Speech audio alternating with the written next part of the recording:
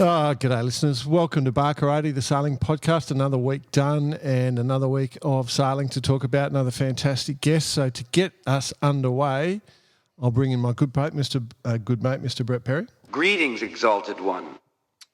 Spinnaker poles. Is that why you got a big fat mark on your nose? Well, it's been so many years since I've used a spinnaker pole.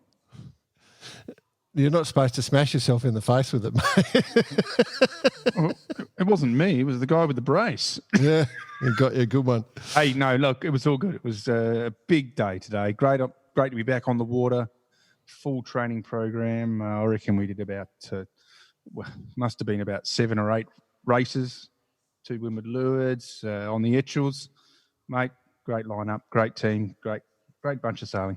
You're having a good time, mate. It's good to see, bud. It is good to see. Let's bring in the other bloke and continue the conversation. He had a voice that could make a wolverine purr. Welcome, Mr. Brett Perry. Nick Bice. Who's that? You're on fire. Oh, no. We'll welcome our good boat, Mr. What? Who's that guy? Happy birthday, Lizzie, I just want to say. And thanks to the Queen's birthday, it's a public holiday coming up tomorrow. Not for me. Now, although it seems like it's been a public holiday for about the last 2 months. 3 months. But no, all good. Good weekend. It's good to see people getting back into yachting. Good to see you taking a bit of bark off your schnozzer there, BP. Yeah. So you're fully engrossed in it. Love your work. Oh, it was a big day. I mean, there's some big names out there. Mr. Ian Murray, Colin Beashel, Richie Allenson. They're all out there. Yeah, all the greats. All the greats. And it's including your good self, of course. Oh, well, I like to put myself in that group, but not quite up to their calibre. No, but in saying that, we definitely held our own. And it's so the new boat, she's going? She's firing? It's going. You happy? Look at these boats. I mean, we've said it time and time again. It's you get these boats and they're all the same, but it's the minute percentages that just makes this thing attractive. But for the listeners, we're of course talking about the Etchel. Yeah, the Etchel. So yeah, all good. Excellent. Good work, mate. We'll keep enjoying it. Have some sad news this week, though, BP. Well, there's 2 ways of looking at it. Sad, yes, but I think we all need to celebrate the life of someone who has put in so much into Australian sailing over the 91-year life. Mr. John Cuneo passed away this week.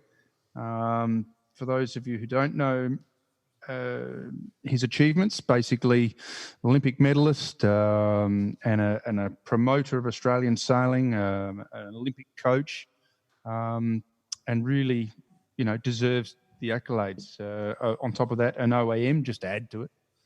OAM, Australian Sports Hall of Fame, Australian Sailing Hall of Fame, 72 gold medal at Munich. And I think that 91 years old. It's not a bad effort.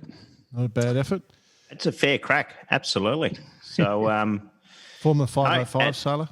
And, well, here we go. And, of course, let's not forget Sharpie sailor. Yes, Sharpie sailor. But one of the best.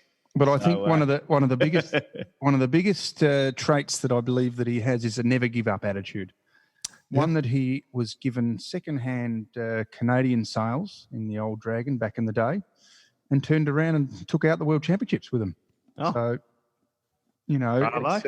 it's an Australian attitude that we love and brag about, but it personifies how he went about his sailing. And I'd just like to say commiserations, obviously, to the family, and we're thinking of you all. And having sailed with Barry Cuneo in the Sydney Hobart this year, it sort of was nice to be a part of it. So there you go. Bravo. Well done, mate. Good one. Well, we do have something we'll have a drink to John later on, but we do have something pretty important happening this week. We've got a pretty amazing guest. Before we get to that, though, just so you know, after we've spoken to Tony, our guest, we will have the final update on the T-shirts. It's all ready to go, and we are doing the beer tasting, just so you know. So there's a bit coming up and a little bit of secret pro news. So a lot to get excited about. Absolutely. And for those wondering who the Tony is. Tony. I'll do an intro. It's all cool. No, do you want me to I love it. All I want to say, and I won't mention his name yet till you do the intro, because you've got all the data there and you just scroll the internet all week to pick up all this data. And holy shit, I tell you, you read some of this, and we've had some absolute crackers on the show, but this bloke, he's done it all. He has. But what I really liked with this guy, enjoyed the Kiwiisms from him, 100%. Unfortunately, there's never enough time to tell all the good stories, like the juicy stories. But I think that's probably given us another opportunity to kind of do some backups. And he's been a stalwart for many, many years, and he's going to be one for many years to come. And he's a guy who puts basically everyone to shame. Indeed, and he's an absolute legend of the sport. Yep, indeed. BP, did you want to say anything? You were sort of, before we get into it, Nate, you're good? No, I'm stoked. I loved it. All right, so with our guest this week, as we all know in sailing, the skippers get all the notifications, all the coverage. And so most people know skippers' names, but I tell you, a lot of the best skippers know the top crew names. And if you had to pick a bloke that you would want on your boat, this guy's first choice for pretty much everyone on the planet, I would suggest. He is a trimmer.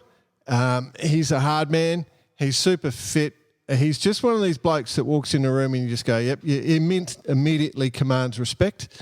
And I can't name any top-level sailor in the world that wouldn't want him on their boat. And I can prove that because he's done 6 Volvo Ocean races and 7 America's Cup races events. So just starting out, Just starting out, yeah. Just starting out. Yeah. Just completing his apprenticeship. Early in his career.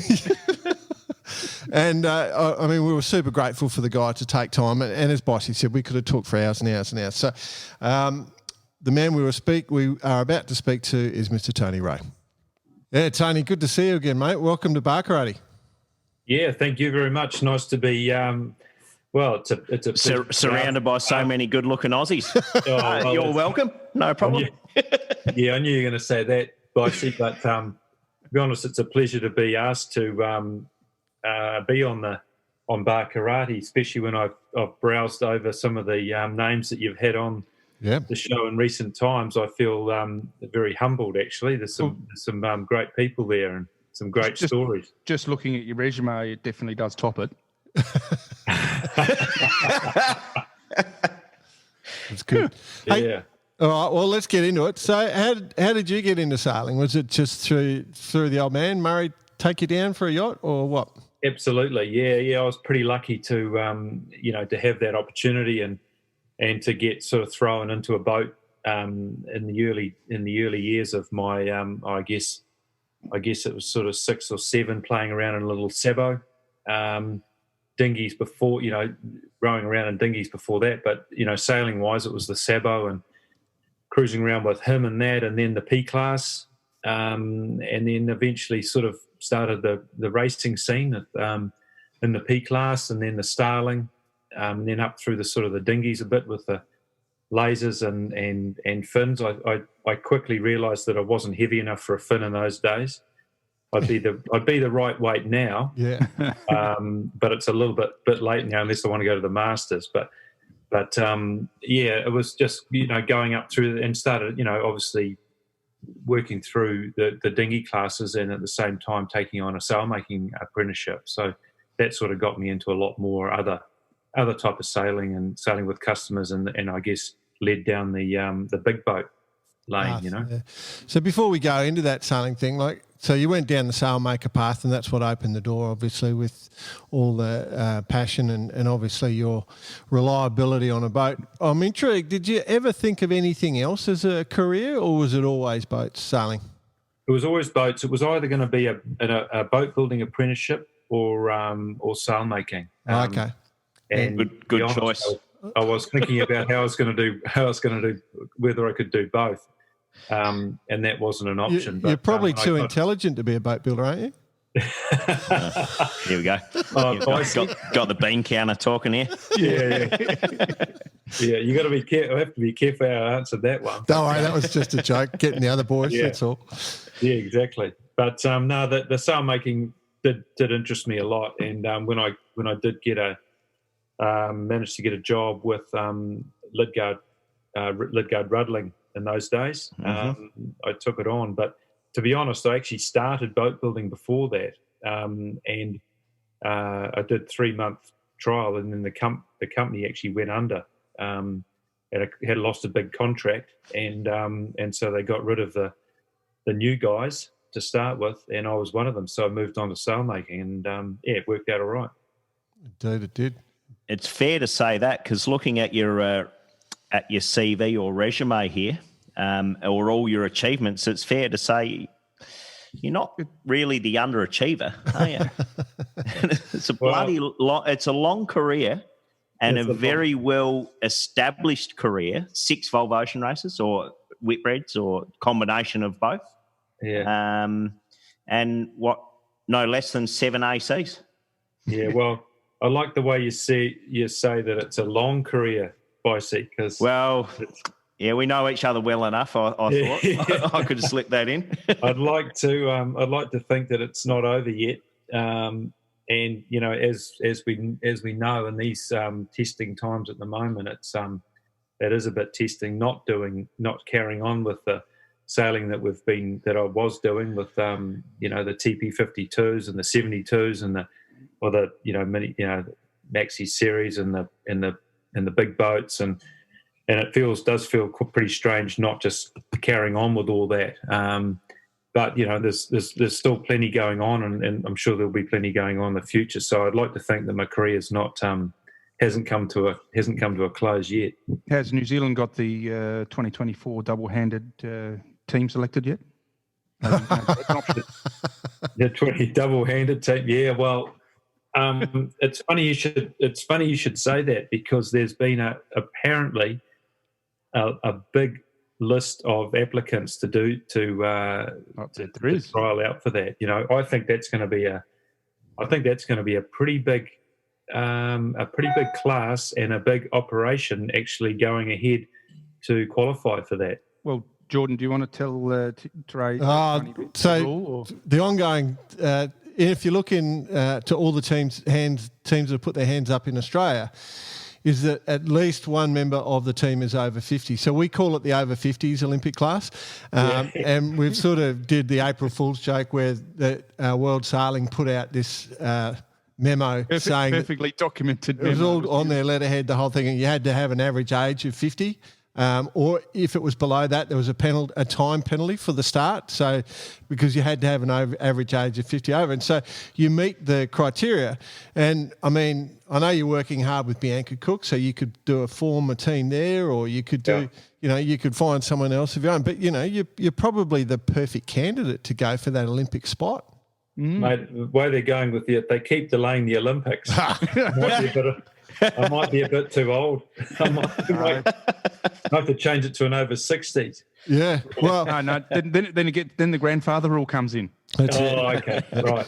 That'd work, mate. The grandfathering rule, but yeah, no, I think it's a pretty cool, cool system, and it'll be interesting to see where it actually goes. And I think it can bleed off the the ocean race stuff as well, with people doing it and get more interest in just ocean racing in general, And we agree with that. We've been hot on it, and we still are, and that's why we sort of try and have a bit of a laugh about it. But it's definitely high on our agenda. Yeah, we're always talking about it. Just for all those yacht owners out there that are paying wages and stuff, you've obviously, you're a bit older than me, so you're well into your 50s. You're still rock solid, working your ass off in the gym, still could smash any 20-year-old out of the gym at the moment, so no one has to worry about the legend that is Tony Rae disappearing at any stage yet? I I'd like to. I'm trying to stay.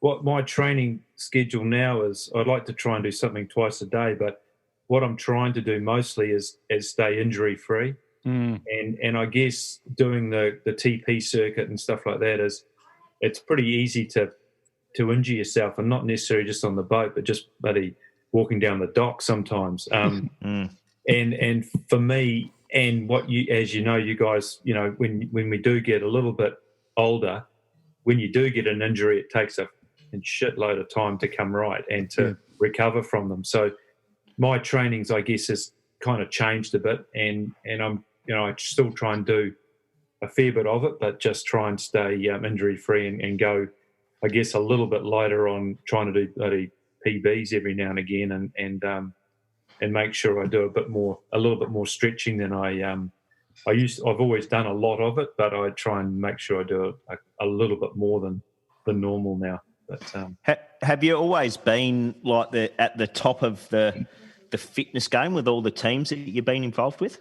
I've always been really keen on the fitness part of it, and I really enjoy the training part, which is for a lot of guys, I guess, in all the cup teams and that sort of thing.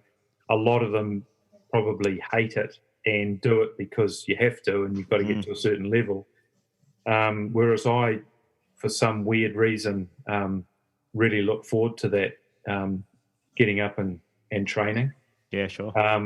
And it's probably never been any different, really. And it's funny because when you mentioned Daltz before, he was one of the only guys I probably trained with back in the 80s. Online New Zealand, we used to go to the gym together, and we'd head off, just the two of us, to the gym. And there was no rules around how much training you had to do, but he was into it. And funnily enough, he still is into it. And he's probably, for someone at his age, he would be one of the guys that I know that trained probably the hardest, and with his own gym at home and that sort of thing. And he's a regular, every day, same time, early in the morning, gets it done, and still very strong, So what I'm probably most scared about is when you mention the training part of it, is actually stopping, because I've got that fear of what happens if I stopped training? I know how hard it is to get back again or get back to a similar level. And as everyone knows, when you stop for a little while, it's a long road back. So I'm sort of more got the fear of stopping, more of the fear of carrying on doing it. Yeah, we're definitely hearing that. But so just going back again, the first big one was Lion New Zealand. Yeah. And how did we spoke to Moose a couple of weeks back, and he kind of took the fast track to jumping on New Zealand Endeavour, I think it was. And what was and he actually went for a job interview to get the gig, but it all happened pretty quick. What was your path to get on Lion New Zealand? Yeah, well, it's funny you should mention Moose. I mean, he was like the baby on board, really, on Endeavour. Yeah. Or he was like one of the kids. But and it's funny now when you look at the different ages that are applying for the next race, and we think they're pretty young, but I think most of the guys an average age on Lion New Zealand was, apart from a couple, we had 21 people, so it's a big squad. It was all in there. A lot of guys in their 20s. I think Ramit might have been 21 or 21, I think.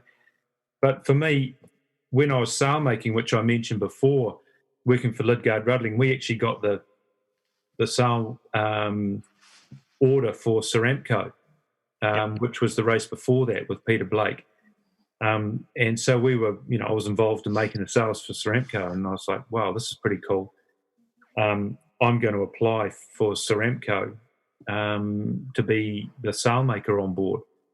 And at that time, I was 18 years old, making the sails and, taking them down to the boat and sort of, got a little bit involved, but never got to go we did get to go for a sail on it, but so I applied for the crew, not even thinking that maybe I'm a little bit too young and I don't have any big boat experience. Never been offshore. Any of that didn't even cross my mind. I just thought bite off more than you chew like. Well, I just thought that being a sailmaker and you make the sails, that who else would they take, you know? But little did I know that there was other guys like Grant Dalton and Richard White, I think it was, that also applied for the crew at the same time.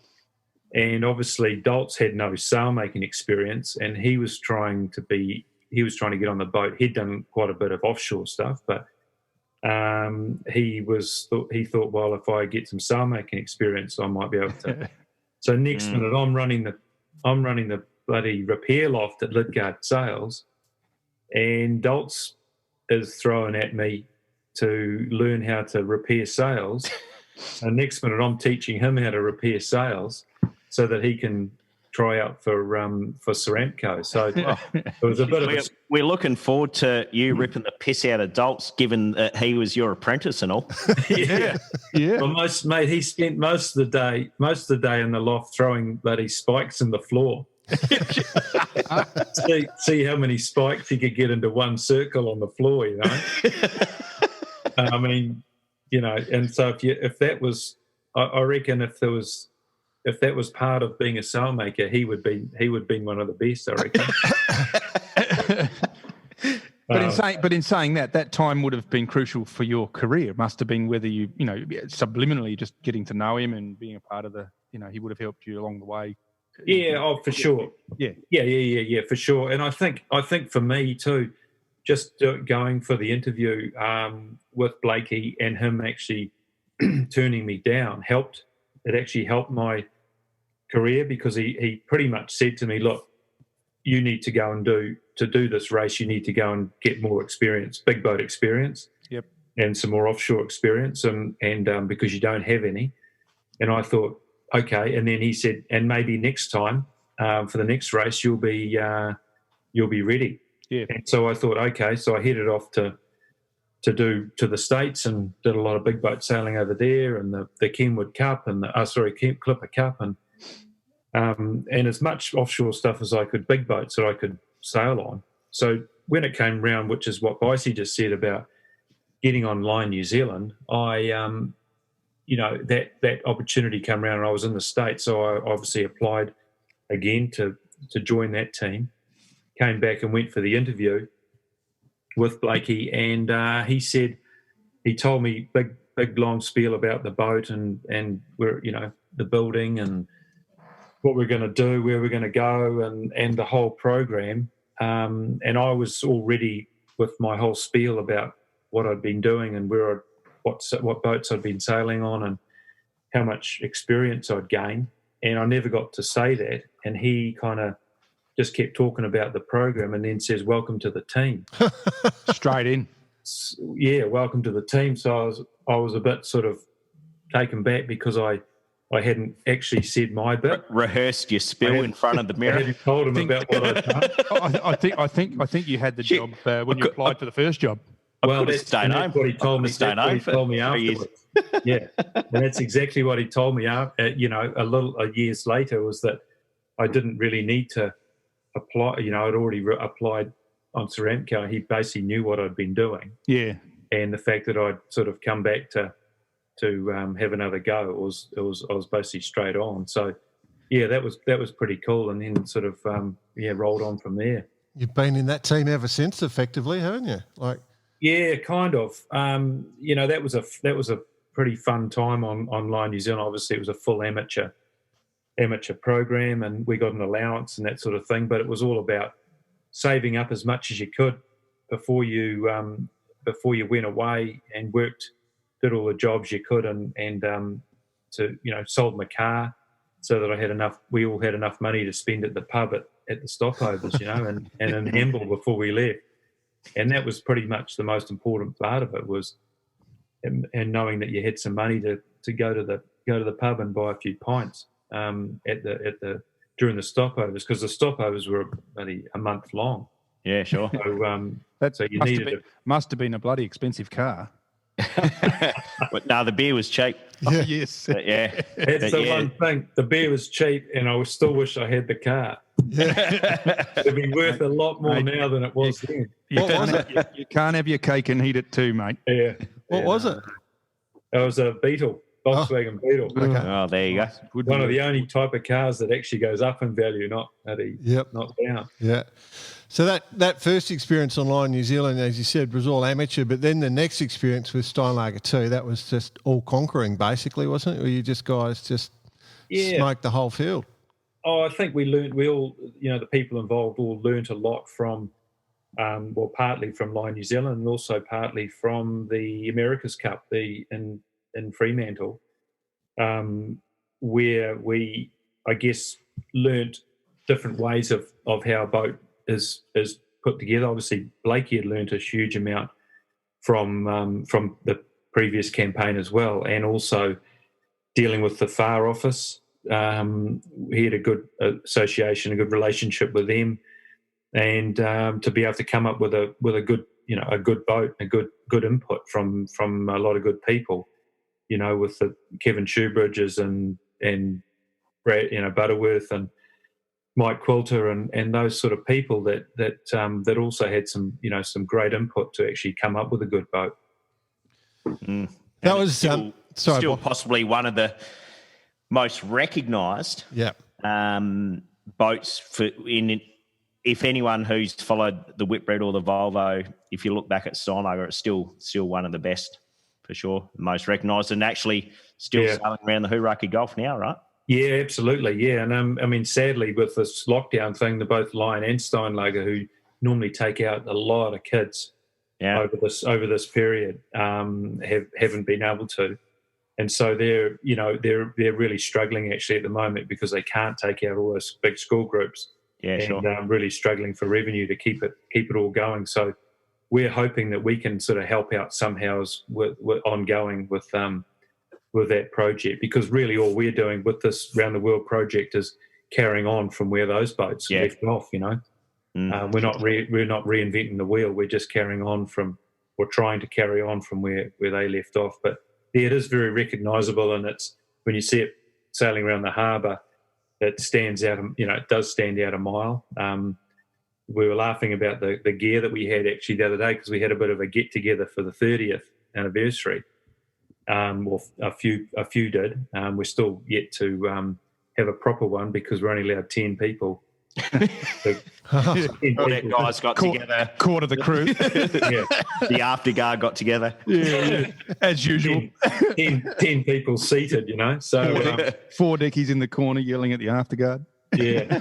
So we're all laughing and joking about the green shorts, the green stubbies. Oh yeah, Canberries, right? And the Steinlager shoot that you still see around. I have to butt in here. So your second ago you said how recognisable it was, and I have to say we did a episode a while back with Robbie Nash and talking about how people affect people's career, and I'm going to tell you a story about how Steinlager 2 affected my career. We had a photo in the house in North Haven, Bicey. Mm-hmm. Copy. It was in my bathroom. And I'd wake up every morning and I'd go and have my shower before school, and I'd wake up and I'd walk out, and there it was, the photo of Steinlager every morning. And I looked at it every morning. So there you go, Trae. I had that to almost worship every morning. So nice. That's how I actually moved forward in my career. So there you go. Yeah. Well, I must say it was pretty weird. I was standing on it the other day, and we did an interview with PJ Montgomery down there, and you jump on board, and it is quite weird that it's all just still sitting in the viaduct and it's still sailing, and you sort of look at some of the gear on it and you think, holy God, it's time for a service. That was state of the art, Yeah.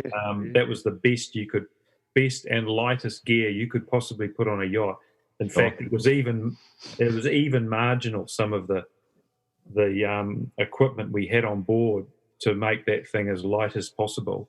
And sort of looking at it now, you're just like, oh, that's just so archaic in a way, but just how it was, eh? It's interesting. I guess But imagine the day, though, we're going to look at these current IMOCAs and think, how archaic are these things? Yeah, absolutely. Yeah. It's interesting, though, you mentioned the America's Cup in 87, which was your first cup, which the 87 is probably one of the great America's Cups to have been to, I think. You know, you're all really sort of heroes of you're right in the mainstream in that America's Cup. And, of course, you were part of that KZ7 team, which was the plastic fantastic boat where New Zealand were just cheating, according to Dennis Conner. Yeah, so, I mean, which we're used to, but do you want to answer? We cheated as well. We cheated as well. Pushing the rules. Yeah. That must have been pretty crazy. Like, you guys did pretty well there, and then and you saw with Chris Dixon. We don't hear about Chris anymore. We were sort of wondering. We had that discussion about him the other day. What happened? Where's Chris gone? But I'm just filling out my list here of the best story, and I'm adding Dicko to that. Yeah, we've got Dolts, we got Dick Bum, and we've got Dicko. So we're going to have a good few stories by the end of this. Chris is still around. He's still doing a bit of sailing around. I haven't seen him for quite a while, but he's still in Auckland and doing a bunch of local sailing. He's he's still in amongst it, and it was a pretty amazing time in Fremantle. And one of the cool things that I remember, and it is a shame, I guess, with the Cup now, but just having that many teams. I think we had 12 different 12 teams, and to have that many teams, the atmosphere that creates is pretty special. And I'm not sure that you'd ever get that again, unless you went to a boat that was very, very affordable for any other country. But, I think a testament to that, though, also is the boats. They're still sailing. Oh, absolutely, and they're nearly bigger than they were then. Yeah, as far as the fleet goes. I was over in Antibes a little while back, and there was South Australia sitting there on the hard. And South Australia is actually performing quite well. They've got it going well, but that's the point. Yeah. And a lot of these people that are buying those boats, like in the States that are based in Newport and stuff, are spending a lot of money on them to actually bring them back to their original form of glory look. And they're upgraded in a lot of ways, but they actually look the same. Our sled owner's also he's brought a boat, and getting it all sort of doing a big refit on it to sail. So I think the class probably it'll never die. I think so. I think keeps going. Yep. So I guess 87, it was kind of the last massive one with the 12s. And then you were also there in Valencia when it was the last one of the IACCs, which was a heap of teams as well. So almost replicated that same feeling. Yeah, it did in a way, because you had it in a similar sort of setup as well with the basin that they created in Valencia, and with all the teams all sort of lined up. It was a great cup. Yeah, it was, and it was a pretty amazing atmosphere as well. And like you said, with that many teams, so to create that sort of thing again is very, very hard. And I think it was. We always thought that they were state of the art boats too. The Virgin 5 boats, and they just kept from '92 from the old green boats, which was like, wow, look at this, Look how small the keel fins are on these things, compared to the boats in 07, which were still essentially the same design but very different. Same rule, similar rule, and then you've got with the keel fins and stuff, just different loopholes. Oh yeah, different loopholes, and and so the class just grew from there. And in some ways, it was a shame that the AC90 never happened. I think that would have been another really big, very big event. What about speaking of all that class rule, the America's Cup class, the Black Magic boat? What was so special about that one? It's 32. Yeah. That one for 95 boat. 95 boat. Yeah. Well, we talked about that. We had a bit of a lockdown. What do you call it? A lockdown reunion for the 25th anniversary. We had a sort of a get together in a bar in the viaduct. Well, actually, we called it a restaurant because you had to have food. You couldn't just stand around and drink, but we had to be. A few cucumber chips. We had to be seated. We called it a lunch, but we had to be seated, and we had to have 2 tables of 10. But the 2 tables were about a metre apart. Yeah. So we only got saving a chair for Jacinda. Yeah, exactly. Yeah. So, but yeah, we were talking about that, and the same thing came up actually. Why that boat was like it was, and we started off with NZL 38, which was a slightly wider, just a more, I guess, conservative, what we thought was a more conservative boat, and I think once we did.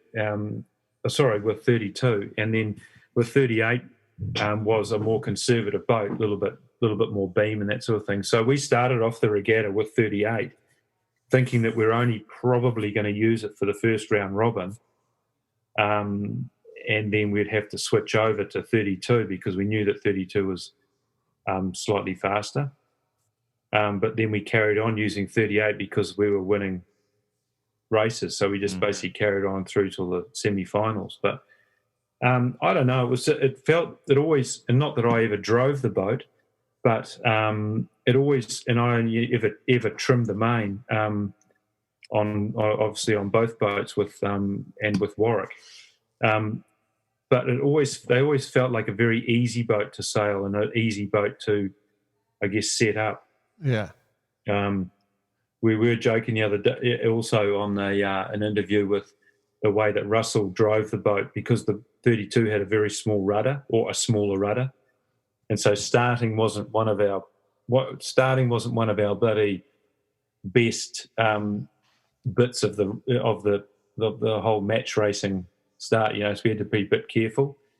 And Russell always, a few times got himself a bit chicken winged up in the rudder department.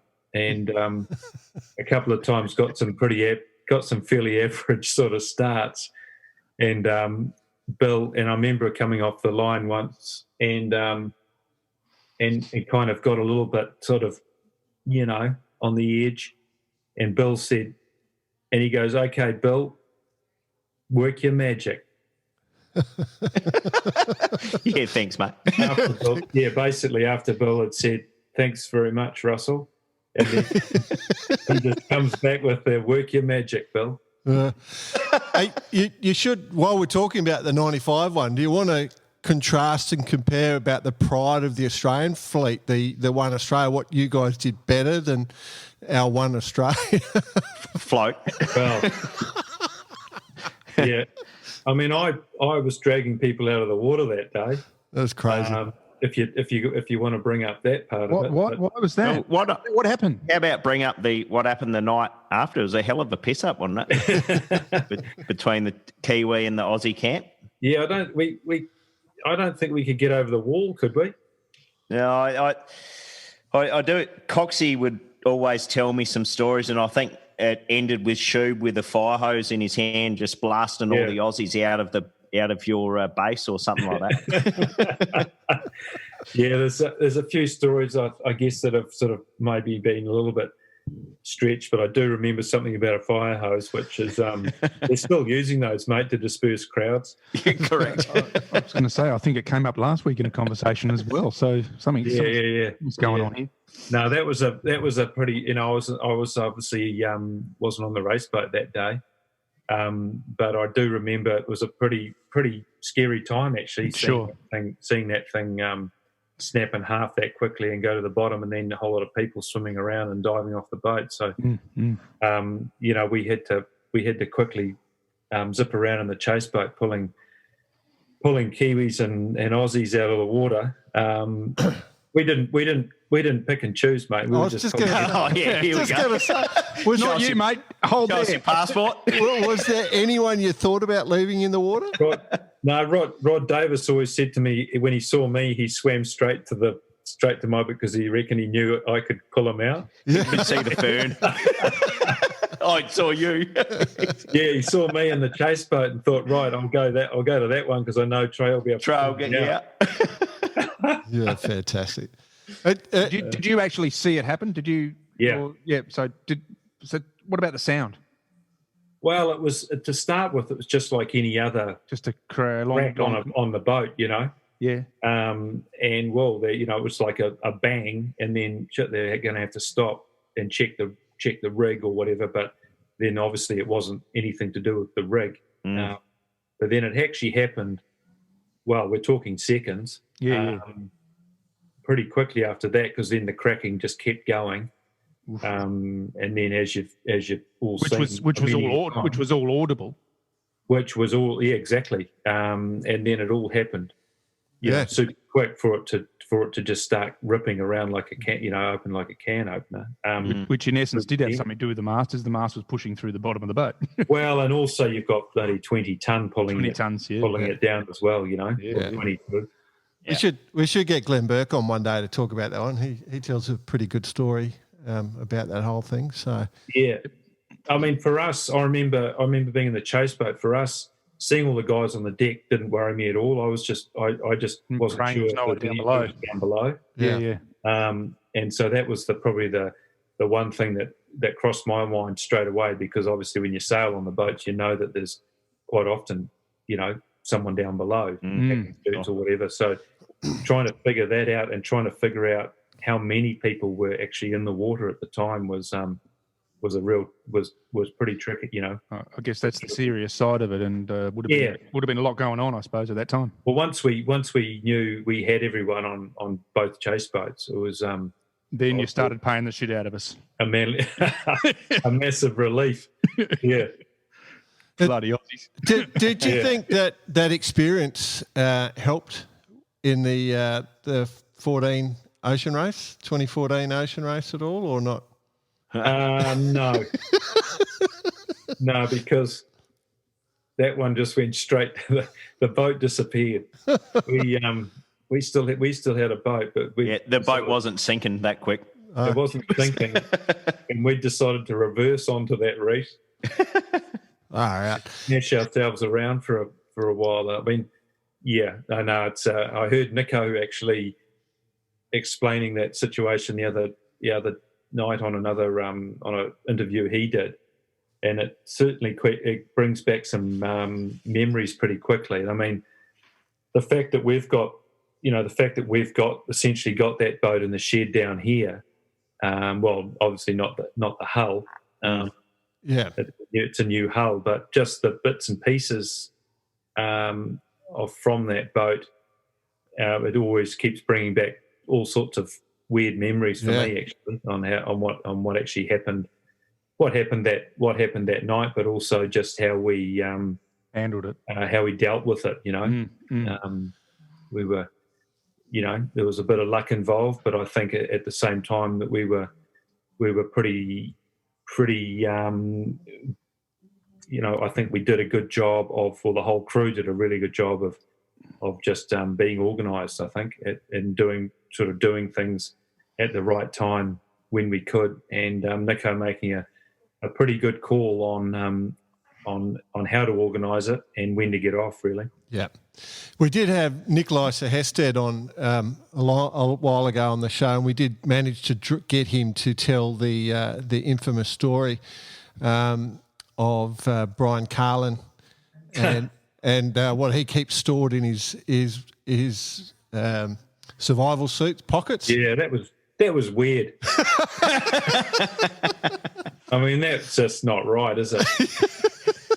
I was intrigued by your thoughts at the time. Like we hear the story, and we laugh every time. We just giggle like little children, and I mean, it must be like in a life-threatening situation, and that must have just been hilarious. Well, Jordan, I mean, we were all obviously you obviously know the story, but when he pulled that out of his pocket, when he pulled the dildo out of his pocket of his survival suit, we were all pretty shocked. and thought, mate, Joe, I didn't know the story. And the boys wouldn't tell me until on air with Trae. And so I've heard it for the first time. We were in Port Lincoln at the time, and I heard it for the first time on air. Yeah. And I mean, seriously, we're going, mate. It's not the time nor the place. We call him Alan, actually. We call him Alan. We nearly called him Brian. We called him Alan. But and for those listening, that's Alan out of The Hangover. The Hangover. Yeah. Big shout out to Brian. We know he listens to the show. Yep. And with the baby on the front of his shirt, Now, we just said, when he pulled that out, we're like, seriously, mate, if you look at the situation we're in.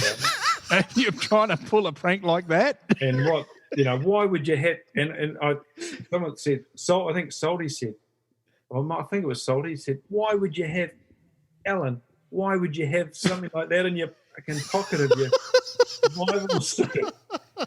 And he's just trying to defend himself, saying that he didn't know it was in there. And he must have bloody set him up. I mean, why would someone do that? Exactly. It makes us laugh every time. But it did give us it did break the ice a little bit. And then I got him to do in the life raft. I started getting him to do some press ups. And that broke the ice even further. Inside the life raft, yeah, because he used to go on about how good he was at press up. So, let's get into it. Yeah. Oh, dear. So, I think it was a case of just trying to create a little bit of humour in the situation we had, and I think a lot of it was just the relief that we were all still intact. Yeah, and all still together, sitting in a life. Probably had a really positive effect on the actual end result. Yeah, I think so. And it was just that full relief of knowing that we actually were either off the boat. We weren't totally safe at that point because, they were still talking about how many bloody sharks there were. Sharks are circling the lagoon. Yeah, sure. Don't walk around in the lagoon because there's it's shark infested.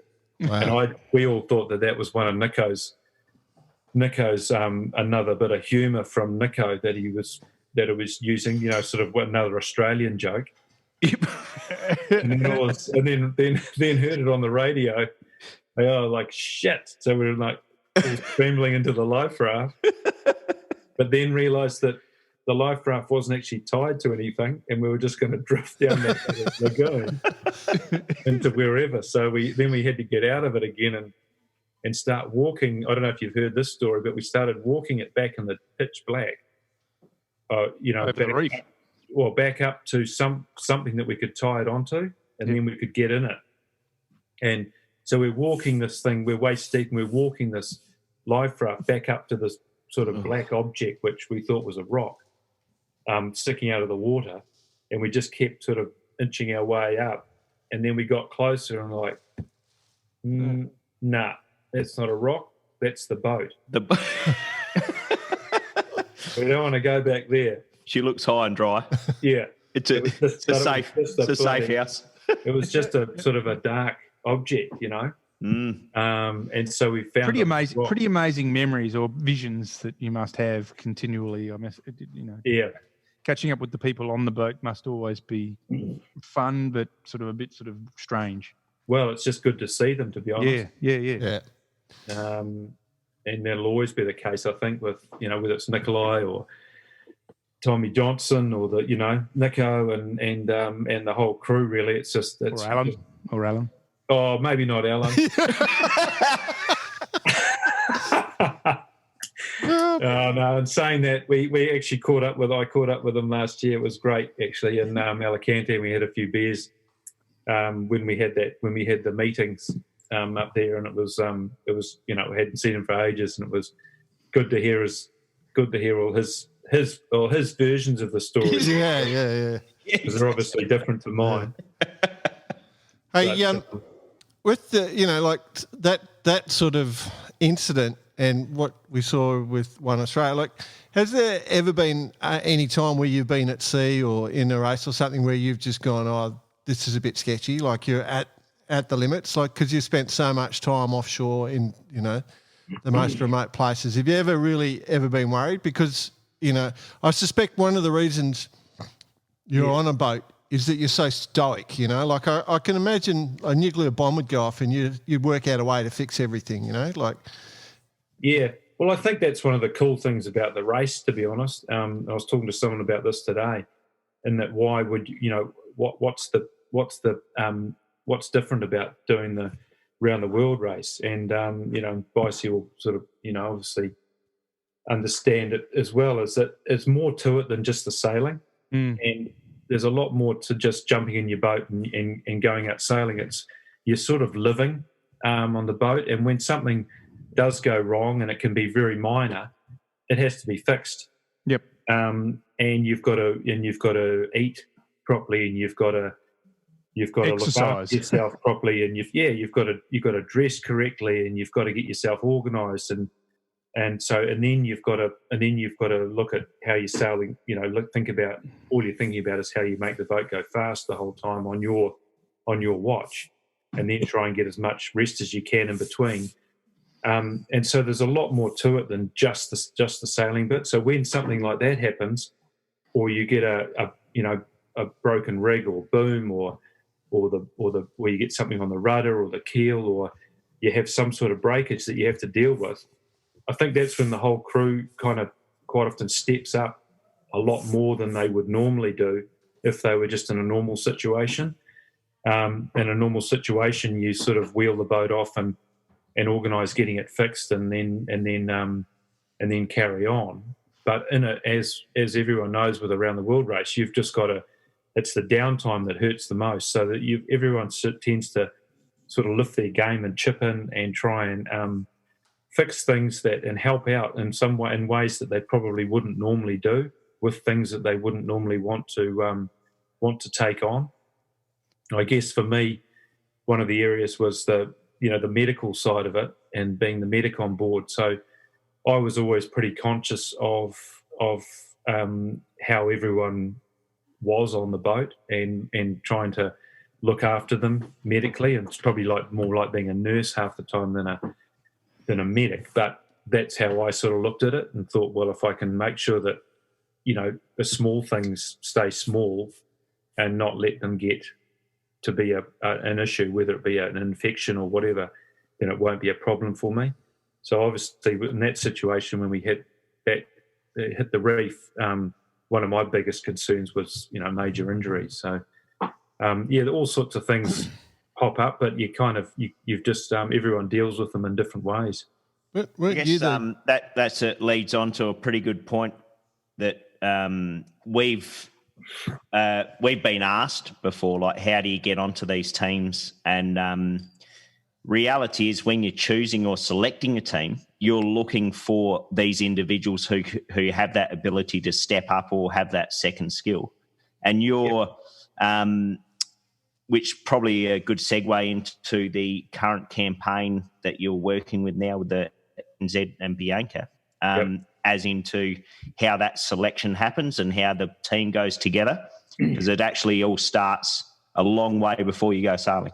Yeah, absolutely. And I think everyone has other, attributes that they, or skills or professions or things that they're involved with or want to be involved with, apart from their sailing skills. And so that all sort of obviously adds to the team. But I think first of all, you've got to have people that are obviously good sailors, but that are compatible, fit around the age criteria and that sort of thing. And then also on top of that, you're sort of looking for what their other skills might be. And in some cases, it might not be a skill that they already have, but it might be something that they actually want to take on that we don't have. And that might be, obviously, I don't know, someone that, say we don't have someone that is experienced with hydraulics or or the electrics or something like that, that we go, well, it'd be great to have someone on board that wanted to take on that area. And so depending on who that person, and we haven't sort of got to that stage yet, unfortunately, but depending on who that is, there's quite often someone that just says, hey, I'm really interested in electronics or, hydraulics or whatever. I'm keen to take that on and learn more about it, and that will be that's my baby. I'll take it on. And so that's another area why it's quite cool with this race, is because those sort of people build up those skills, further down the track as well, and so can carry on even if they stop sailing. That might be something that they want to do. I mean, for me, being a medic, I was always interested in that side of things, but unfortunately, my brain's not big enough to carry on and be a doctor. So I had to sort of talk it up. Yeah. I reckon you just did the medic role because you were the guy that kept injuring himself. How many times did you break your ribs? No, I had access to all the right drugs at all the right times. Yeah, exactly. I knew how to fill out the forms. I knew where they kept the pain relief. I just wanted to test it out myself. But so how far advanced are you with the team, the New Zealand team with Bianca? Has it progressed at all, or has the America's Cup chewed the money and COVID's killed every other opportunity? No, I wouldn't say that the America's Cup hasn't affected us, because I think that in some ways helps the whole level of interest in the sport generally. But I think certainly this COVID thing has put a massive dampener on it, because we were planning on going in the water just before this all happened. And obviously funding was always going to be hard and ongoing. But we were planning on going in the water just before this happened, and we luckily kind of put a hold on it, thinking, well, it's looking dodgy as far as what we're going to be able to do. And then so we kept the boat in the shed instead of just having it sitting in the viaduct, growing weed. Yeah. Which was a great call, because it's still sitting in there now. So we've pretty much put the whole program on ice during that time, and we're really now just starting to come back into sort of level 2, when we can, I guess, operate in a little more normal way and start talking to people again as far as corporate and commercial potential sponsors and that sort of thing. So even a lot of the conversations that we were going to have with companies got put on hold as well, because they didn't know what was going to happen to them. So it was a standard sort of line, really, which we kind of expected, that everyone just needs to wait and see what's going to happen. So at the moment, we'd like to think we can, over the next few months, we can get going again and hopefully have the boat in the water, in the very near future. But we need to sort of still work pretty hard on funding and trying to make that happen, and just, purely so that we can go sailing in New Zealand, really. Yeah. And just see what happens with the race. There's always different, the race are looking at all sorts of different scenarios, as every company is, and how they can, what they might have to change or not.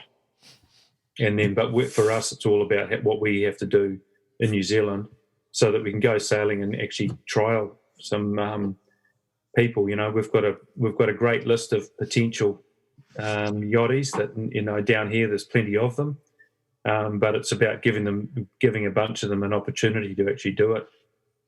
Is there anybody in that list that was like you with Peter, when you know about someone, you're certain they're going to be on the boat, sort of thing? Is there anyone like that that's put their hand up? Yeah, I think potentially there is actually, and there's certainly ones that that haven't done any offshore sailing, and they're still very young. So what'd you say to them? Can you just go off and do some offshore racing?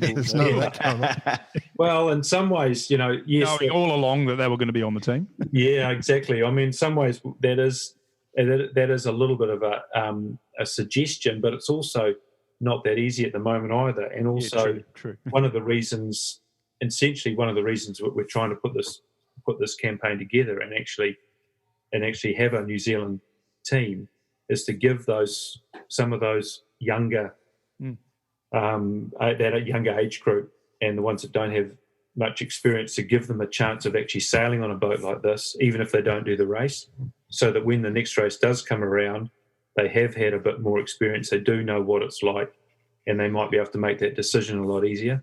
You'd have to say that era from 85 through to 98 created a pretty legendary bunch of people. Yeah, well, and you'd like to be able to recreate it. Yeah, I mean, this came up again as well as, as you've mentioned before with the version 5 boats, we had a lot of people sailing them. Correct. So it just created a lot of big people, sailors, and a lot of, I mean, if you look at the names. The 12 metres and the maxis, it was always 2-boat testing. So you had a big sailing team, and then you went to the maxis and you had 25 people sailing on the maxis, and then the version 5s and you had 35 people in the sailing team, So it was impressive. And they're all sailing, so you created a lot of good yachties that were doing a lot of sailing constantly. I guess at the same time. Yeah, go on. Sorry. At the same time, that was happening. You had big teams of guys sailing around the world. I guess the thing that sort of changed, was the boats and the ideas of the event, and it led to different sort of dynamics for crew, and it's sort of hard to say what's going to happen. The ocean race sort of maybe recreates that again, to have that philosophy is a good opportunity. Yeah, I think so. I mean, I really want to see. I know I've said it lots of times, but my whole reason for actually getting involved and trying to put this team together is to try and get a new wave of younger people doing the ocean race or just doing offshore racing. And it doesn't matter what sort of sailing they do, really, but just giving them that opportunity to actually do the race, I think is what's going to keep those people in the game and give them that chance to actually experience an ocean race like this, and then they get to sail with people that have done it before. And so I'm not sort of planning on doing the race myself, and I am planning on doing a fair bit of sailing on the boat, but not the actual race, because I want to see a younger squad go and do it. Well, you certainly lead from the front in that respect, Trae, whether it's on the boat or in the gym or in the loft for that matter, with all the young guys and teaching them how to throw spikes into a circle. or selling cars to buy beer at stopovers. Hey, that brings up another point. Have you got them on that program, just making sure they've got their car organised? Sell all their cars. To sell, yeah. Or their Subarus. Subarus. I tell you, that is the cool thing. I mean, the lot of the conversations I've had with guys and girls that have phoned me up and just to get a bit of an update. Well, we do keep them updated, but the ones that are keen, they just call up and go, look, if there's anything I can help with, I'm not saying I've got to get paid, but if there's anything I can help with. And honestly, I think most of them, if you said to them, look, sell your car, they would, and come sailing, and you get on the boat, they'd sell it tomorrow. Go, and that's the sort of mentality. They're the ones you want. Yeah, it is, but you don't want them to sell their car, obviously, because they're going to need it when they get back here. But it is a cool. No, with that mentality, yeah. Yeah, it is very cool, and you can tell that they're so passionate to be able to to have that opportunity to actually do the race. So passion breeds passion. Though. So to kind of just take one little tack, because there's so much more to talk about. We just spoken about all these massive teams that throughout the 90s, especially in the NZ, which are we only up to the 90s? Huge amount of yachties. You've been involved in the Cup since it's from monohull to multi-hull to what we see today. What's your feeling there? Well, what we see today, obviously, is pretty radical and pretty. You know, I've been lucky enough to, like you said, I've been very lucky to, to sail on a 12 metre in those days, then go through the whole version 5 world, and then get to do that round the world, then come back and be involved with the 72 in San Francisco, the multi, the foiling cat. And that was, unbelievably different to anything I've done before. And then obviously it went to the 50s, which is a similar sort of boat. But to experience the whole that generation and then through into the foiling world was pretty radical. Just going from doing 8 knots upwind to doing 38. Kind of. It's probably worth a whole episode on itself. The actual transition from that to that. It'd be really interesting to talk in depth. Yeah, and essentially, I guess it's just as they all will say, it's still sailing. Well, but it is a bit more head down and grind your bloody ring off. Yeah. And then worry about run all those boats running across the net and not bloody keeping going and throw over the side. But staying on the boat and then just grinding and making sure you push the right buttons, and not worry about whether you're going upwind or downwind. Just keep grinding and keep your head down and go. Just keep the oil going. And I guess that's a little bit like the boats now with the new monohulls. There's a huge amount of just straight out guys grinding oil, and the sheets wheel grinding oil for the systems, not for the foils, but for the above water, and there's a lot of good yachties in there as well. I mean, a lot of people, I guess, think, and I don't know who they are all on the other teams, but I know that in Team New Zealand there's a lot of good yachties in there grinding, pretty hard, but at the same time hop off and head over the other side of the world and win a world championship in a fin. So that they switch backwards and forwards pretty easily. And then you've got the skill of obviously the guys that are steering and trimming the boat. So there's a lot of huge, the boats are just so complicated. You've got some phenomenal sailors in that team when you think about it. Yeah. It's pretty amazing. Yeah, it is. It's impressive. You've got a pretty different combination of people, even in the grinding world, from Olympic swimmers and kayakers to the firemen and then your Olympic yachties, So have you been lucky enough to have a little go on it yet? No, I haven't. I got close, but as you can imagine, there's a big list of people they need to take as guests. Well, there's 3 of us here. There's 3 of us here. If you wouldn't mind putting us in that list. Yeah, you can put your name on the list, but it might be. I'm about to ask what's the best Dolt story, so we're definitely not going. Yeah. Well, I'm only disappointed. I mean, Dolt's. I was his training partner for a long time, as you probably know. At Lee's Mills at bloody ungodly hour of the morning that he. I don't know. I guess we started training together by default because we both started going in there very early, and so we ended up sort of training together for quite a long time. And all of a sudden, he decided that he was going to start getting some gym equipment at home. Yeah, and then he's basically just freaking dropped me. Left you hanging. Bloody hell! Just dropped me. Bullshit. And it was actually a pretty sad time for a while for me, but I've just carried on, and now I've ended up. With what's happened and this COVID thing, I've ended up training at home a lot myself. Getting your own gym. Getting your own gym. Yeah, well, only because I had to. Doing video training with Dolt. Yeah, we're allowed to. Zoom training. Yeah, exactly. Yeah, well, we're allowed to go back to the gym now, but no, he's like I said, he's bloody. I'll take a classic with Dolts is I'll text him to ask him something, and he'll just come back with.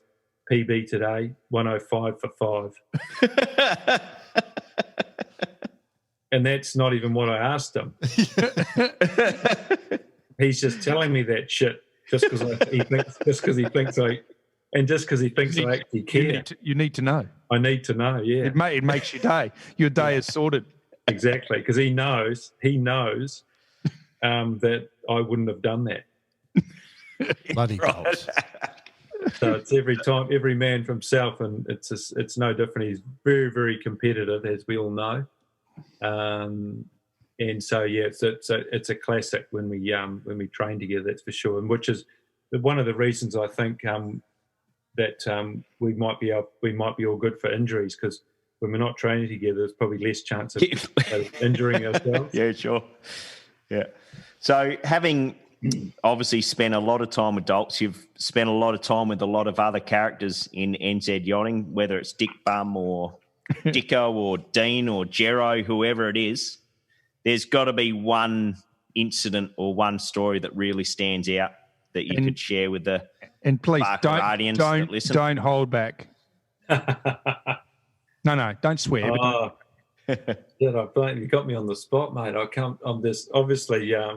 There's obviously a lot of stories, but what could be published? Exactly. This is the bit that we edit generally.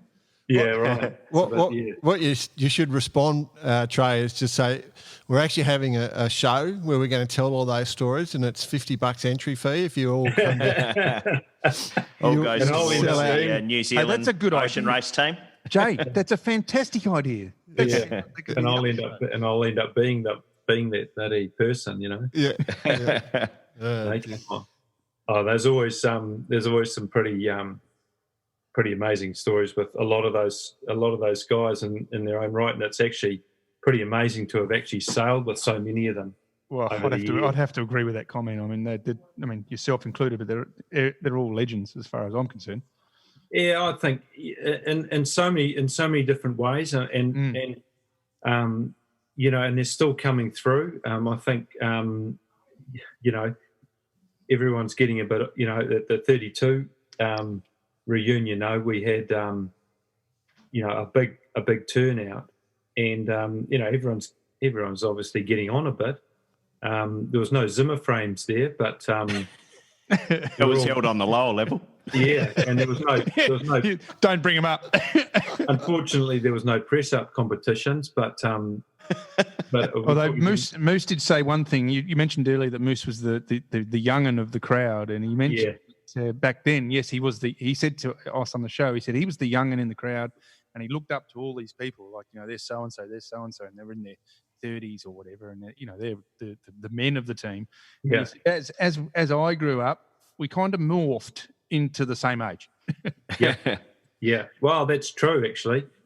Moose is classic. I mean, he's gone a long way. I mean, World Sailor of the Year and winning the race himself, and now CEO of Doyle Sails, and he's going great guns, and obviously done a huge amount of sailing and a huge amount for sailing. So I've got a huge amount of respect for Moose, and it's been cool to actually, and that's what I guess is quite strange, is that what we were like, what he was like when he first came on New Zealand Endeavour, and I guess one of the great memories from that is when we broke the rig, and Moose and I basically ended up spending a week down below recutting the sails that we had to fit the broken mizzen mast, and it was like we'd just set up a loft downstairs, and we ended up chucking spikes into a circle. Yeah, well, we had. There we go. Oh, we're sinking.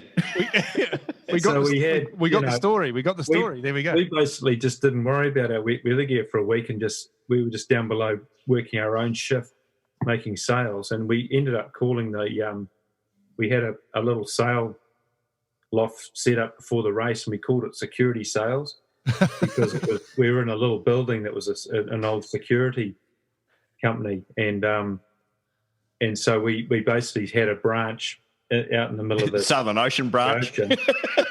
Security sales, yeah. We're currently busy. All our operators, can you please hold the line or call back later? Yeah, and so it was that sort of jokes carried on, and we've always talk about how much how much time we spent down below in those days, just putting sails back together, which you don't sort of do anymore. It's a very different world as far as sails go now for the round the world race. You might have to glue up a few rips or something like that, but there's no getting the machine out and putting exactly, sewing things back together anymore. So it's that side of it is very different. So I'm not even sure that Moose would do much of that anymore, but it's that side of it has changed so much that it's another art again, really. A lost art, because I don't think you don't carry machines anymore, pretty much. You don't need to, do you? No. So No, just glue guns. Yeah, glue gun. Sails. Exactly. Yeah. Yeah.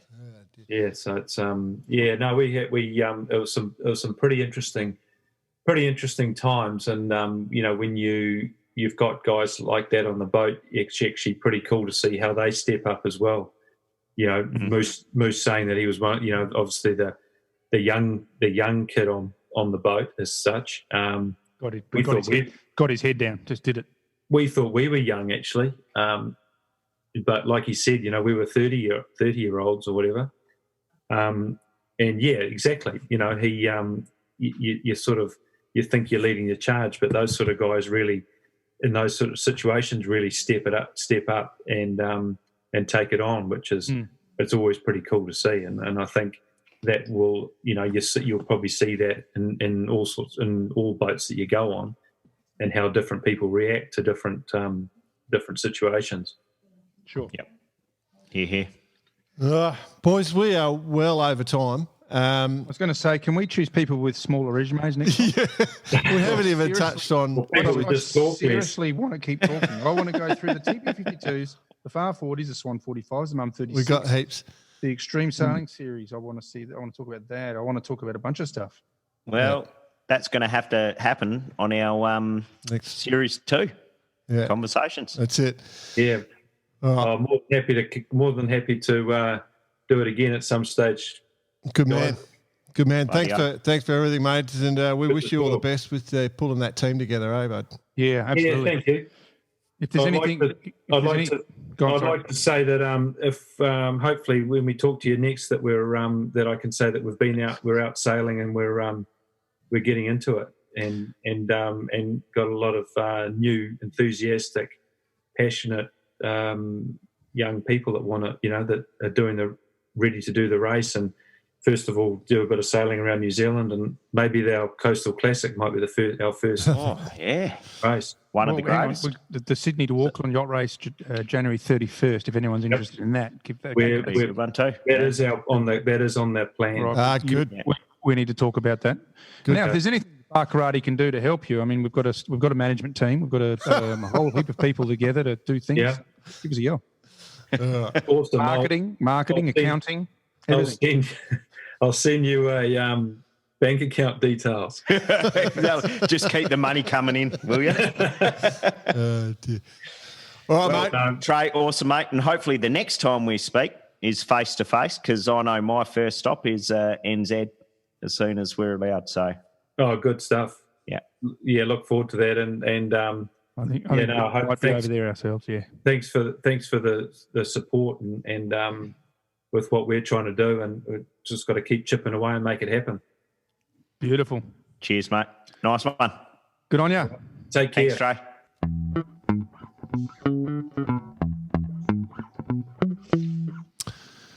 Oh, dear, it's so much fun doing these interviews, isn't it, BP? I've decided that we need to get people with lesser resumes. It's true. It's true. I looked at the lists and I want to talk about the TPs. I want to talk about this. I want to talk about that. We really only just touch the surface with these people, don't we? Yeah. I'm feeling a bit inadequate too. We do have a really good lineup. Well, you've done okay in the 5Os. Done okay in a few other classes too, mate, just quietly, but there's my ego jumping up there. That was bad. Sorry.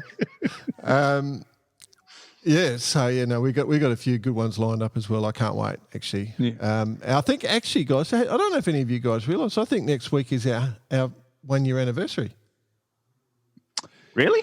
I think it is. Close. It'd be close. Yeah. Maybe I might be a week early. We'll have to work it out, but we'll have to have a special guest for that one. Well, we'll have to organise something.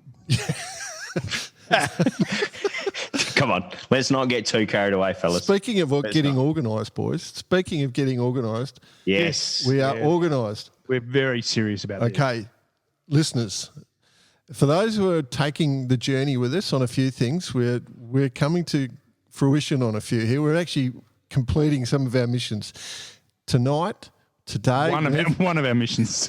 Whatever time you're listening to, we are doing the taste test. So you will recall a few weeks ago, I went down to a brewer who we want to work with, and I did a series of taste testing.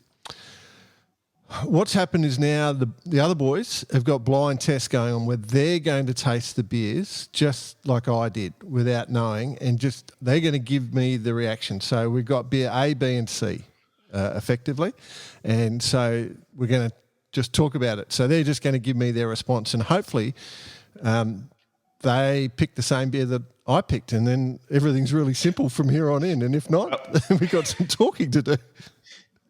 I don't see any chocolate-coloured beers coming out just yet, so No. I think we're off to a good start. All right. Okay, I'm going to It all looks like beer. looks like beer, right? So we're going for beer A. So we're going to explain we've got A, B and C, right? Yep. Yeah.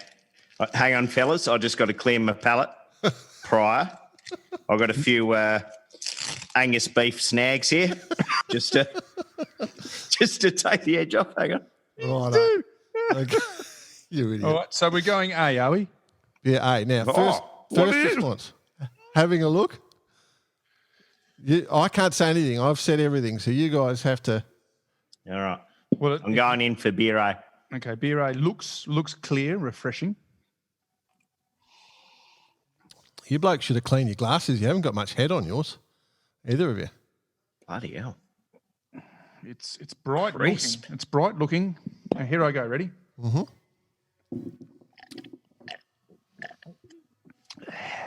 Oh yeah, crisp. Jeez, Fresh. I can see this. Freshly poured out of a can. Hey, this one's full of determination. Yes, she's a good one, isn't she? I don't want to go in too early, but bloody Yeah. hell. This is No, good. I'm not going in too early. Oh man, you guys are saying the same things I did. It's so funny watching this. This is hilarious. Hey, you got to tell the people out there this is real. This is It's absolute. You guys, yeah. So they each got shipped some beers, and Mate, well, put it this way. As far as the brief was concerned, like that refreshing beer, straight, I agree. cold carton of beer, sitting in the cockpit in the marina, or straight back to the bar, or after a game of footy in the change rooms or something. or at the beer away mark in the winter series. It's not quite a West End draft, away but mark. not far off. I got two idiots I'm working with. I tell you. All right, All right, so that's B, hang on. Say. Clearing the palate. do the palate. I'm going to give a free plug to C-Tech as I pull out my carbon fibre bottle opener that the boys gave me. From Mets. Yeah, Exactly. from Mets. Exactly. I'm sure everyone's got a carbon fibre bottle opener at home. If not, righto. Okay, here we If go. not, buy some battens. You might get one. Okay, here we go. So Right, B. We're beer on to B. Looks Quite a pale. It's obviously a ale of some description. Pale ale, for that matter. It's drinkable. It's drinkable. But is it off the water? Jesus, it's not bad either, I must say. Holy shit, what are these blokes doing to us? we did a lot of research, listeners. We honestly did a lot of research before going with the brewery, Slipstream. I must say, And they- I'm happy with what they've produced thus far. They've definitely listened to the brief. Crisp, tangy. Oh, I'm going to add a little bit of tang in there. Wow.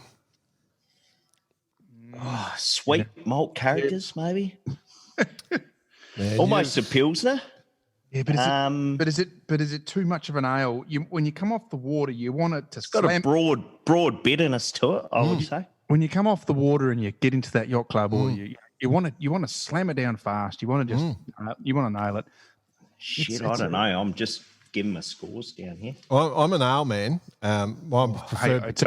Listen, it's a very drinkable drink. Yeah, that is bloody good. I prefer an ale normally, but I'm not saying my preferences at all. I'm just saying that it is an ale, but it's still like a lager, isn't it? It's quite interesting. Yeah.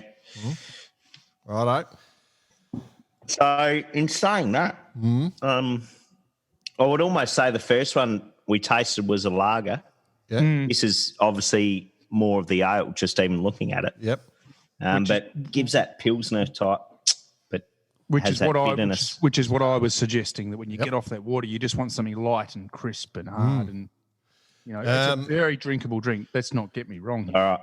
Yeah. Let's move on to have C. a crack at C. Okay, so up with the. Oh, hang on. Need a bit more snag.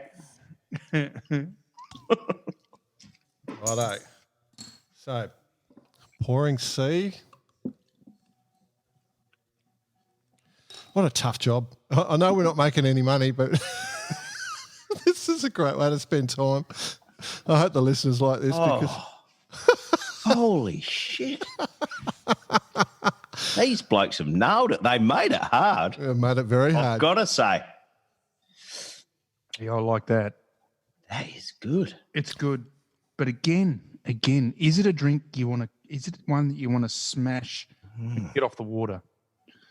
It's certainly a crisp finish on the palate. Yep.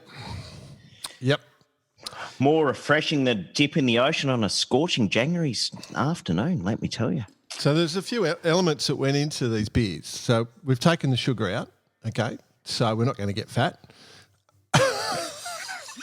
We've taken a little bit of alcohol out, so we're not going to get drunk. No. They're around. They're not super heavy. They're four. Definitely not full strength. Whatever.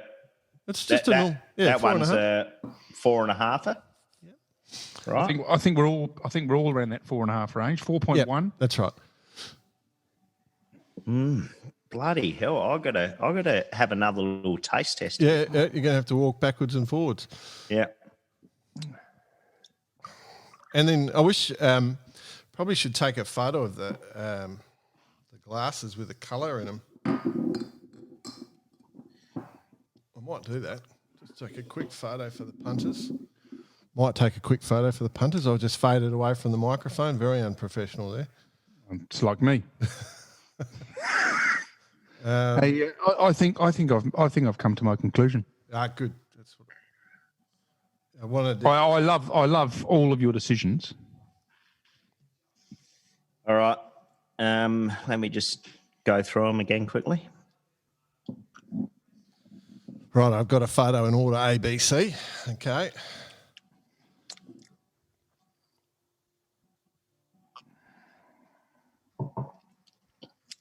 I can just hint a slight fruitiness to it, which isn't bad.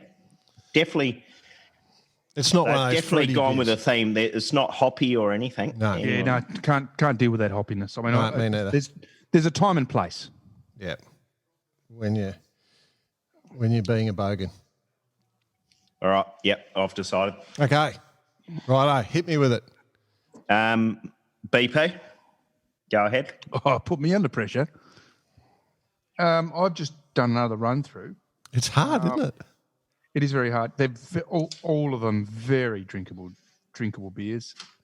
I'm going to put forward the notion for A. Right.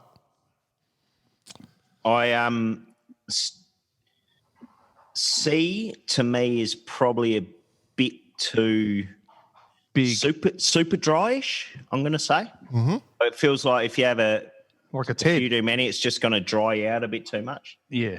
A and B very similar in taste, I would say. Mm-hmm. But purely on looks alone, if I was to compare the exact tasting, well, if they tasted, well, you rate them the same from a taste point of view. I'm going to go with the one that is going to look very nice in a cold schooner glass. With ice on the side. A. Well, So BP, I'm calling it. BP's gone for A. Nick Bice has gone for A, and I can confirm that A was the one that I chose as there you well go. when I was down in Yes. Brisbane. So looks like we have Looks a like winner. we have a winner. That's Fantastic. pretty exciting moment. It is. It is a pretty exciting. I feel like we've had a child. Hey, you listeners, you have to understand that we did not pre-organise this. We are tasting these beers on their merit. Indeedy doody. So, But first thing worth mentioning, yep. Slipstream have nailed the brief, by Yep. the way. Yep. So they've sent down these 3 different beers, or sent to all of us the 3 different beers, the ones that you also tasted, Jordan, and they have knocked it right on the head. So Ian, the Head brewer. down there, Yep. has done a marvellous job. So we look forward to working a lot closer with Slipstream in the future on this. These three And, these 3 beers. have been I'm sitting- happy with this. Yeah, I'm super excited. These 3 beers have been sitting in my fridge for the best part of 2 weeks. I will say the other thing I'd like to add to it is I actually am kind of finicky when it comes to beers, and so for me to throw it down and say, "Yep, that's the one," is pretty rare. It's pretty rare. So if you're a yacht club and you want to get some beers in, you're gonna I'll send you some of the personal messages that I received prior to this announcement. That what the hell are you doing letting Jordan taste the beers? I think you'll know exactly who that came from, Jordan. G'day, Coxie. All right. So Good. It's an A. it looks like Yep. we've nailed it. Absolutely. Glad we all actually ended up on the same result. So Yeah. well done. Yeah. Very cool. Look, let's be honest though. The other ones were damn good. Yeah. Bloody hell. Yeah. I'm That's not- why we picked I- the brewery that we did. Maybe we could do another beer with those ones. We might Well- do my secret rum drink as our next thing one day. Although, yeah. Anyway, we're all good. Anyway, all right. Carry on. Yeah, let's move forward. We've decided, we've done it, we've nailed it. Listeners, BA is going Stand to be by. the Barkarati, whatever we call it. Yep. And it was a resounding success.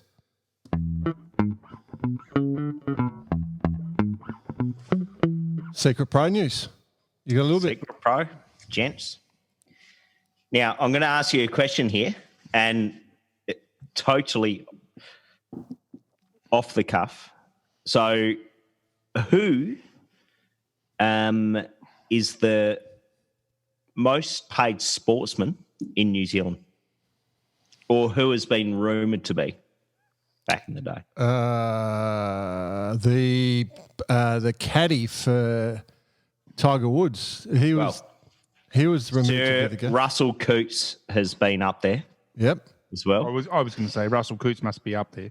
And Financial Review Young Rich List coming in at number 90, Mr. James Spittle. Jimmy Spittle. So it's I've been sent this in from an anonymous listener who sent me the exact article, and I went through it. His brother Tom. And spare parts. And I'll tell you what, we were planning a Young Australia 2000 reunion next year, and now I know what's going on here. We know he's paying for it. Yeah. It's not all of us. Hey, Jimmy, come on, mate. Roll it out. Hand in the pocket. You're on the rich list, mate. Do you think we're all going to come to a party and not be paid for? Hey, let's actually just say the fact that a sailor's on a rich list, that's great for our sport. No, On it's sporting brilliant. rich It list. is. Oh, wonderful. No, it really is. And real is who actually knows.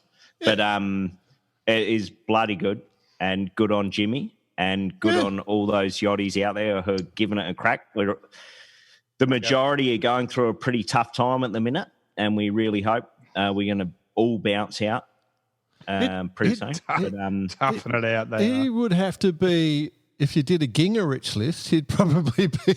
There's not many Gingers making lots of dosh, are there? You don't see many Gingers out there raking it in. No, you're right. You're right. So he could be up on the top of that list as well. Yep. And the other Secret Pro news coming in. Yep. Well, it's not Secret Pro because it was on Sailing Anarchy, whatever that means. The ocean race delayed 1 year. Yeah, I saw Is that. it true? Is it true? Oh, look, that is interesting. Is it a rumour? Well, you blokes would know more than the Well, rest we're not saying not necessarily. No. Yeah, it's actually true. We used to tap into all the meetings without anyone knowing. We were anonymous. But no, only joking. But is it true? Who knows? Well, it's not on their website. I will say that one of the senior leadership team and I were on the phone together just the night before that story went out on to Sailing Anarchy, and he said the same thing. But he's definitely not working with the Volvo Ocean Race. We are still good friends with the Ocean Race. The Ocean Race, yeah. We're still good friends with the Ocean Race, and we know nothing different. We're not saying anything because we know nothing. So, so we're obviously not that good of friends with them anymore. Well, I think the fact it's nowhere else. No, that's right. Still a rumour. It's still a rumour stage. I think it may still be a rumour, but I mean, realistically speaking, you're talking about 1 year away. You know, big call. We have lost 8 months, realistically speaking. I mean, they're even concerned about the cup still. You know, now the New Zealand a new government, story every day. Yeah, the New Zealand government, obviously looking after the country and doing what they have to do. You know, they're still questioning whether or not they're going to allow this to go ahead. So we'll see what happens. Yeah, who knows, man? Here. All right. Well, okay. Let's go on to the final bit of good news. That completed task, 100% completed. Nothing else to do. We are nailing our projects. Yeah. Well, it's been a big week, actually. Only 1 year. It's been 1 year to do two things, and they all come out in this episode. Actually, before you announce that one, Boss, do you want to announce anything, BP, about speaking of completing projects? Can we announce it yet, or is it too soon? What? That we're 1 year old today, or this week? No, mate. What have you been working on? Is there anything you want to announce at all, or no? Hold. I don't want to brag. Okay. You announce it. Well, production is about to start on the X2, so it is. Yeah. Fantastic. Well done, BP. Thank you very much. And I know you've got a lot of fans out there, a lot of fans that follow the podcast and follow the X2 project. So I'm looking forward to seeing the newest BMW come out of the garage. I love it. We're pulling a good team together, and we're going to have a technical advisory team. We're going to have a commercial advisory team. We're going to have a bunch of good people working on it. So looking forward to it. Yeah. It's all go. Yeah, congratulations, Fantastic. mate. A lot of work went into it, and so we just worked on little shit. So, Bossy, you hit the announcement. All right. I've just received some notes from our merchandise team today regarding the T-shirts. So we're in the final throes of all the back office being set up. Yep. We hope by the time actually people are listening to this podcast, they can go onto our website and purchase. The last thing that is needed is essentially we just need the final approval with our bank account within Australia, which I guess will happen probably Tuesday now, given it's a long weekend. Long weekend, yeah. Yep. So, but never fear. If you go onto the website and the T-shirts aren't there yet, just stand by because they're only probably a day away. So what we're going to do, we've got 4 T-shirts up there, number 1, 2, 3, and 4, that were part of the competition. Yep. Men's and women's sizes and styles. Yep. And the price is $29 Australian dollars. For those in Australia or New Zealand, $10 postage and handling. And for those overseas, You can't afford not to buy it. Oh, you're losing money not buying them, baby. Oh, mate. Yeah. We're not here to make money. We're here to give everything away. The rest of the world, $22. And I've manually filled out all who I think the areas that are going to buy it. If your country is not on the list, just send us an email, cheers@barkarate.com, and we will add it to the list. So for our Afghanistan listeners, possibly you're not on the list at this point in time. Yeah. But we want you on the list. We want you on the list. Just be aware there's obviously a little bit of delay in postage at the minute. So our plan is we're going to take orders till the end of June, and we're going to ship out our first shipment beginning of July. Correct. So that is the plan, ladies and gentlemen. The only Jump other on detail. board, tell all your mates. Yep. And the idea of this T-shirt is the T-shirt that you wear after you've been yachting in the bar, having a drink with your mates or not, having a your good old mates chat, or having a beer, doing a few bit of bark riding. And the other thing of really important, you want to get in an order pre-order because we're not making any money, we won't carry that much stock. So we'll probably carry one of the prints or maybe two in limited colours and limited sizes. So if you get in early and pre-order, you can have whatever the colours you want and the sizes you want. So you can get what you want, basically, and then afterwards we'll just carry a small stock and wait for another few months before we do it again. So it's basically get straight onto it. And if you come to the podcast late in a few months or a month and a half's time, then we'll have some stock of a shirt, but, it might be the exact one you want. So get onto it straight away. That's basically the thing. So, yeah. Do I have to buy a T-shirt? Yes, we all purchase. There are no giveaways, and if we want T-shirts, we're paying for them. Remember, if you buy one at $29, basically, you're making money. It's tax deductible anyway. You're making money. Who can buy a T-shirt at $29 these days? Exactly. And unfortunately, due to the way our website's set up, there's no complaint section, but there is an address, and just send money. Oh dear. I hope people enjoy what we do because we're having a good time doing it. It's definitely A, by the way. Yeah, it's definitely A. All right, I think that's us for this week, isn't it, gentlemen? Is there anything else? Yep, get the music on. Well, no, is there anything else, BP? No, I'm stoked. And I've had a great day. I've had a great chat with Tony Rae. I've had a great chat with a few bunch of good sailors today. Yeah, you're living the dream, bud. We've selected a beer. T-shirts are up and running. We're just closing deals left, right, and centre. Yep. Just have to get a job now. What's that? Oh dear. All right. Okay, gentlemen, thanks so much. Thanks, Tony Rae, for joining us. Great to catch up with you again, buddy. And, stay safe. Have a good week. Look forward to speaking to you again next week. Cheers, gents. Love your work. Legends. Nothing in front but a picture black at night. All my stars are out tonight. Take me where the